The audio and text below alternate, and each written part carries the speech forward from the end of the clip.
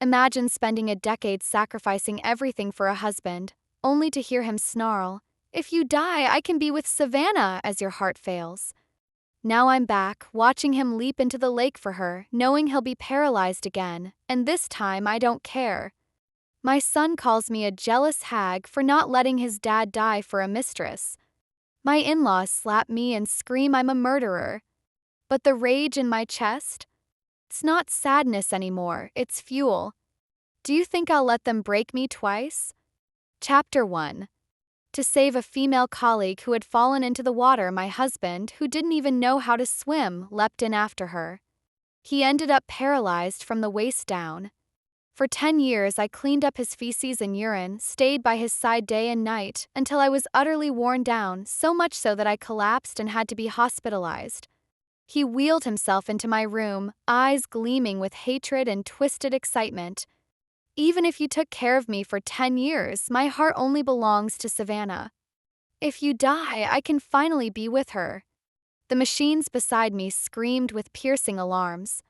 My chest burned like it was set ablaze, every organ screaming in agony.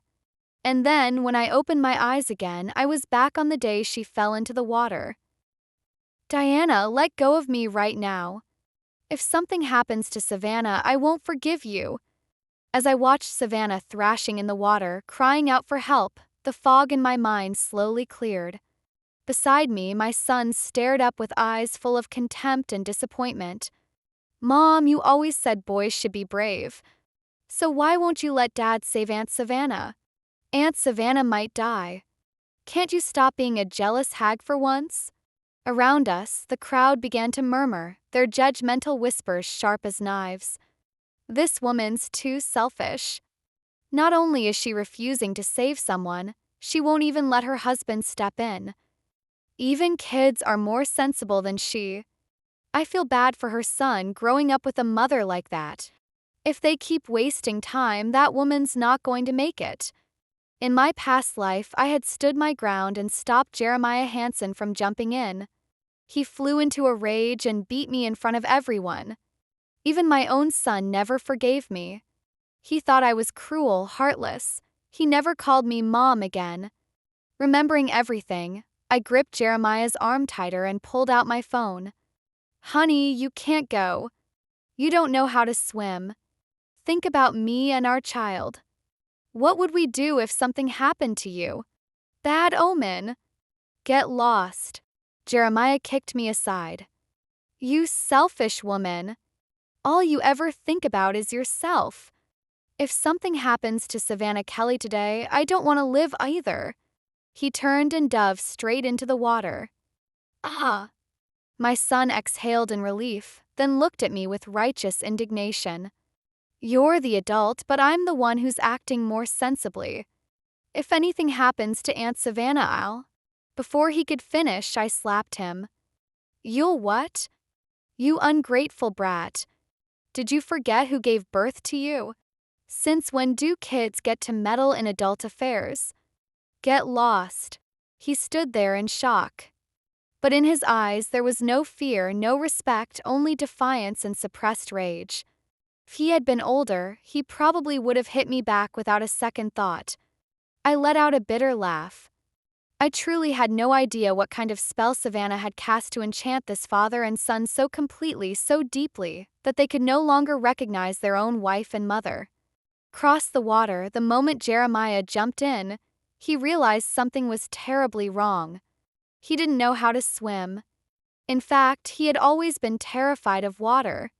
If it had been me drowning today, I was certain he wouldn't have had the guts to take that leap.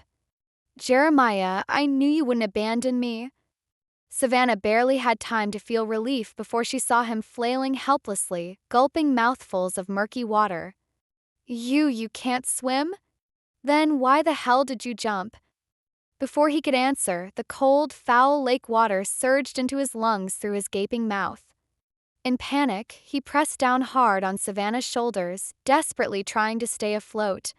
Savannah's head was shoved beneath the surface. She clawed at him, her manicured nails slashing across his face, leaving deep, angry cuts. The two of them struggled, dragging each other under and gasping for air as they took turns breaking the surface. Chapter 2. That move just now left the people who had been criticizing me completely stunned. What the is he out of his mind? He can't even swim. What was he thinking, jumping in like that? Isn't that just making things worse? No wonder his wife tried to stop him earlier. He just wanted to play the hero and forgot he didn't even have the ability. Enough with the sarcasm. Can any of you swim? Someone go save them now. The scene, there were only a few elderly folks around, barely able to stand without help. If there had been anyone capable nearby, Jeremiah wouldn't have been the one to jump. Watching the two of them about to sink, my son finally panicked. You're just going to stand there and let Dad and Aunt Savannah drown? Go save them. I looked at him, my gaze cold. Why don't you go? He stomped his foot in frustration. You know I can't swim. Watching Jeremiah bob in and out of the water, I let out a cold laugh. You can still save someone even if you can't swim. Just like your dad, so brave, so manly. My words left my son stunned. He could only pace back and forth along the water's edge, anxious and helpless. Aunt Savannah, don't be scared. I'll find a way to save you. I had no interest in continuing this pitiful little drama. Instead, I lowered my head and began searching. According to my memories from my past life, today was the day Lilith Guerrero from Guerrero Group would take a walk here and accidentally drop one of her earrings. It wasn't just valuable, it was a keepsake from her grandfather, something deeply sentimental. Lilith had offered a 2 million reward. In the past, a child eventually found it buried beneath a sandcastle. But now, having lived one more life, I was naturally a step ahead of everyone else. Soon enough, I unearthed the sky blue earring and tucked it safely away. Meanwhile, Jeremiah and Savannah were dragged ashore, both collapsing onto the ground like lifeless fish. Savannah coughed up several mouthfuls of filthy water, then spat furiously in the direction of the unconscious Jeremiah. Damn it! How can someone be this stupid? Dumber than a pig. He almost got me killed. If you can't swim, then stay on land and watch. God, what a burden. My son rushed over with my sun jacket and gently draped it over Savannah's shoulders. Aunt Savannah, please don't be upset. You have to understand how my dad felt. He was terrified something might happen to you. Even though he can't swim, he still jumped in. That just shows how important you are to him. Savannah had just crawled back from the edge of death and had no patience left. She shot him a glare and stormed off in a huff. Only when she completely disappeared from view did my son finally pull his gaze away. Dad, Aunt Savannah's gone. Stop pretending. Dad? Dad. No matter how loudly he called, Jeremiah kept his eyes tightly shut. His belly was grotesquely swollen, as if it might burst, and filthy water trickled endlessly from the corners of his mouth. Mom, come look. What's wrong with Dad? With nowhere else to turn, my son finally remembered me. I answered flatly, it's nothing. He's probably just asleep. Really? He looked half convinced, but someone nearby had already dialed for an ambulance, just in case. When they lifted Jeremiah onto the stretcher, he stirred. Savannah. Still calling for Savannah. He didn't even realize yet that he'd never walk again in this lifetime. I spoke gently, she's fine. She went home by herself. Only then did Jeremiah seem to relax, his eyes slowly drifting shut, as if he had nothing left to worry about. As the ambulance pulled away, my son suddenly turned to me. Aren't you going to the hospital with Dad? I glanced around. More and more people had arrived, all searching for the earring. Lilith herself would show up soon. No time. No time. My son's eyes widened in disbelief. He's your husband. How can you be so heartless? Chapter 3. And he acted bravely today. He's a hero. He's not my hero. I waved my hand dismissively. If you want to go, then go by yourself. Don't lecture me. You have no right. My son opened his mouth, wanting to speak again, but when he recalled the slap from earlier, he fell silent. A dozen minutes later, crowds flooded in from every direction.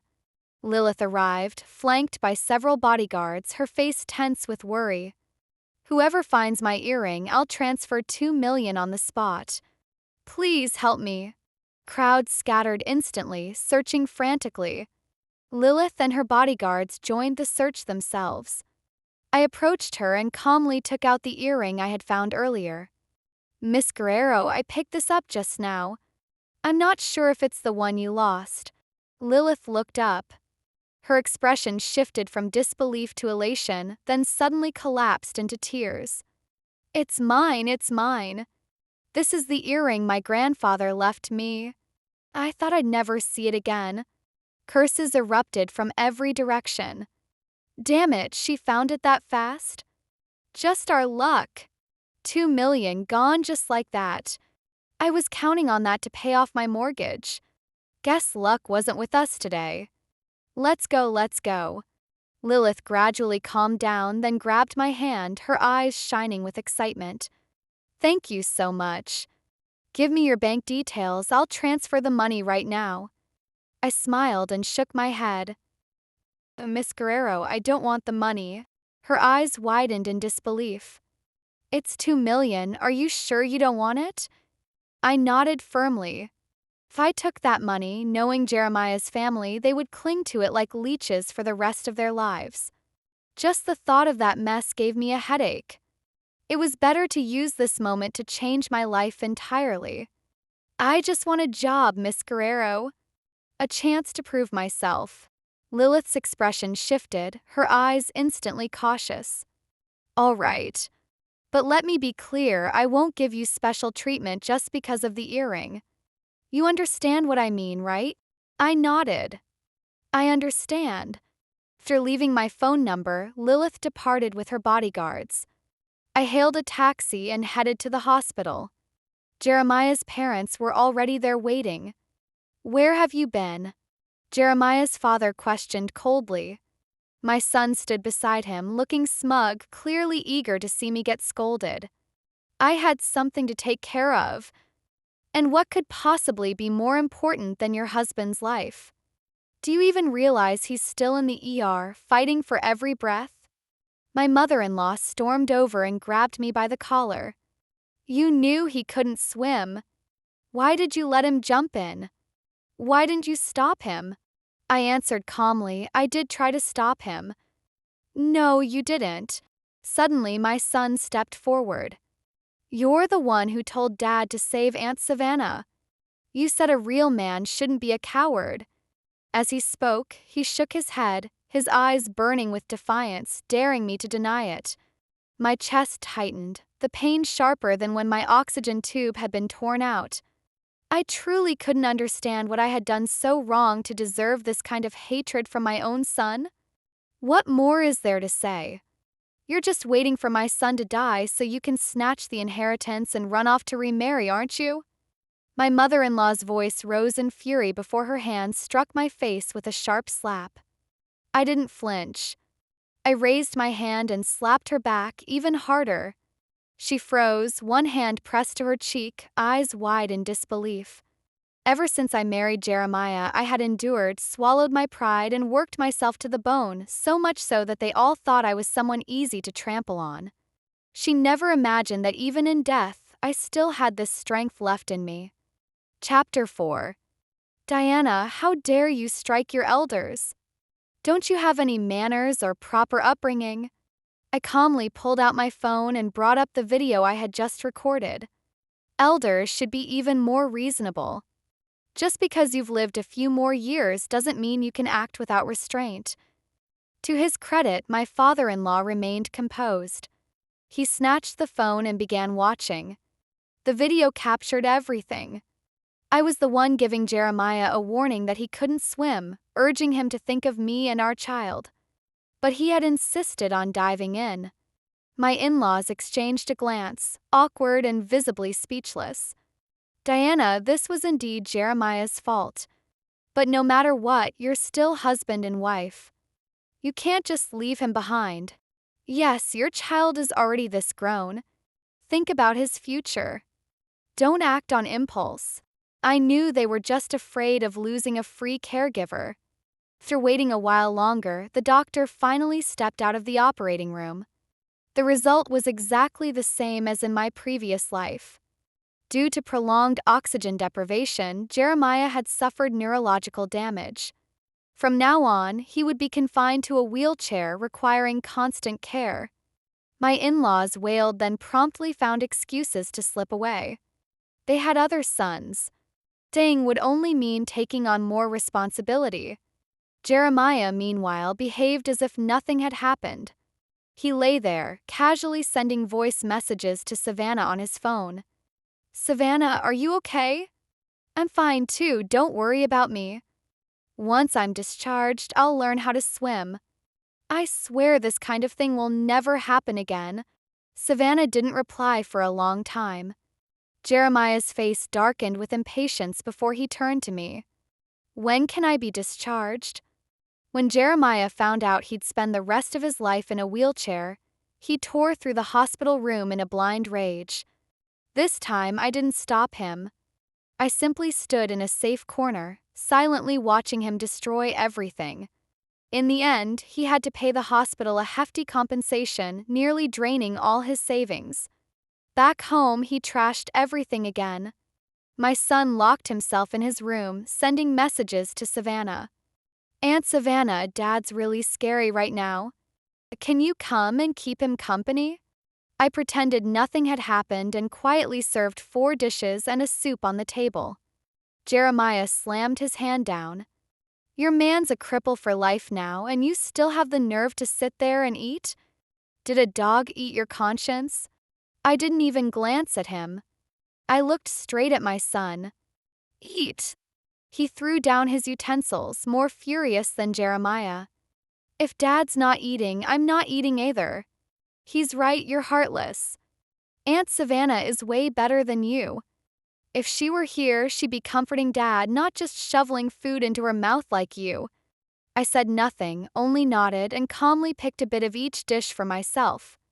If I didn't eat now, I might not get another chance later.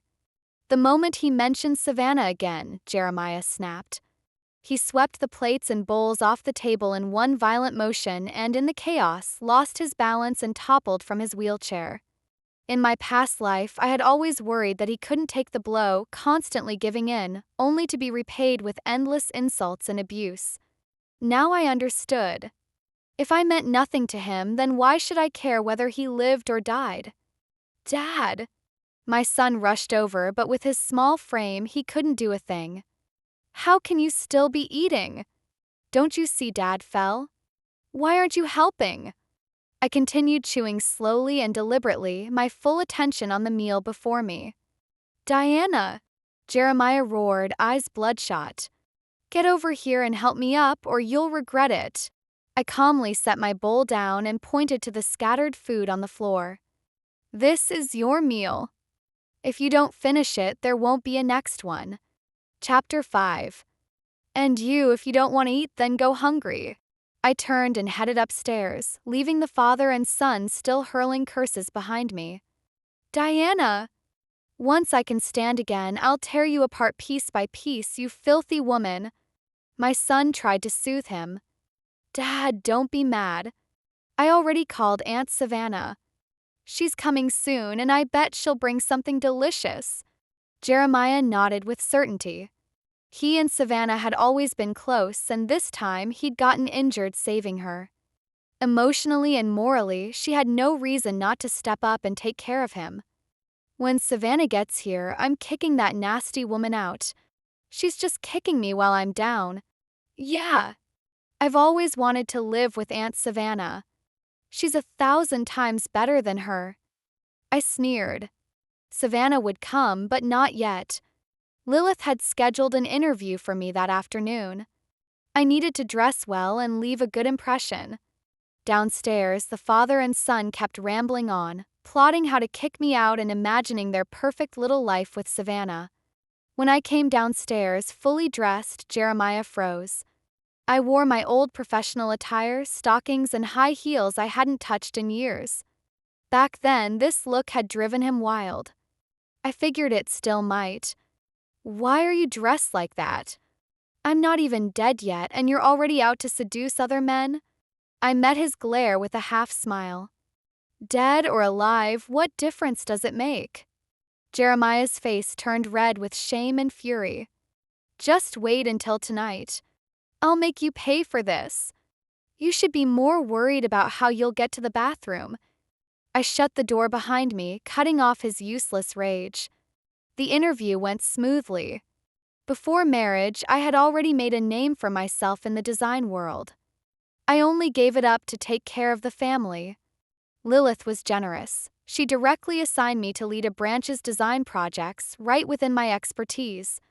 In the end, she insisted on treating me to a meal to thank me for returning her earring. By the time I got home, it was already 9 p.m. As I opened the door, a foul stench hit me and I instinctively pinched my nose. Jeremiah was still in the same spot, filth dripping from his wheelchair and pooling across the floor. How did you end up like this? Disgusting, isn't it? Jeremiah clenched his teeth. Help me up. My body's gone numb. I glanced around. Where's your son? He said it was too gross and locked himself in his room. I nodded. Well, I find it gross too. I'm going back to my room. Wait. Jeremiah looked reluctant. I haven't eaten. Can you make me something? I threw his own words right back at him. You're a cripple now and you still have the appetite to eat? If you're that hungry, isn't there food on the floor? Jeremiah struggled to keep his composure. That food. I already messed it up. That's your problem. Nothing to do with me. Without another glance, I headed upstairs. In my previous life, I had slept with one eye open, worn myself thin, and landed in the hospital. But this time, I could finally enjoy a good night's rest.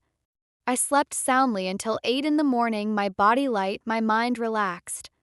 When I came downstairs, the floor had been cleaned spotlessly. The three of them sat around the dining table, chatting and laughing like a cozy little family. Savannah peeled an egg for Jeremiah, then turned to glance at me. Sorry, I didn't know you were home. I didn't make breakfast for you. Jeremiah sank his teeth into the egg with hostility. Diana, did you really think I'd starve to death without you?